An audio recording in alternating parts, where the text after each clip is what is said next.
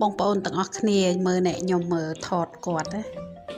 ខ្ញុំលួចថតគាត់ឲ្យគាត់ស្លឹងមកឃើញកាមេរ៉ាខ្ញុំថតគាត់ផឹងកិច្ច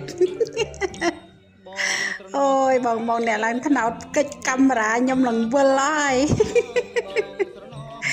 ចាបងប្អូនមើលនេះទឹកថ្នោតរបស់យើងអត់មានប្រើថ្នាំអីយកមកប៉ះពាល់សុខភាពអីទេបងប្អូនមើលឲ្យក្នុងពងទឹកថ្នោតនេះមាន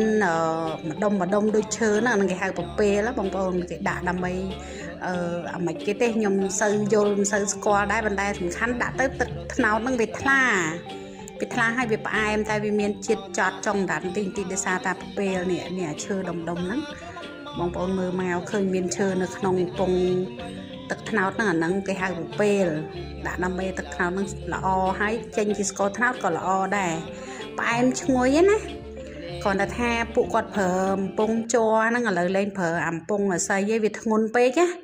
ធ្ងន់ពេកហើយអំពងស្រួចមានដងកាន់នេះអានឹងសម្រាប់ស្រោះអំពងទឹកថ្នោតយើងដុសទឹកក្តៅស្រោះអំពងណាចាមុននឹងយកទៅដាក់ត្រង់ទឹកថ្នោតហ្នឹងគេស្រោះអំពងហ្នឹងសិន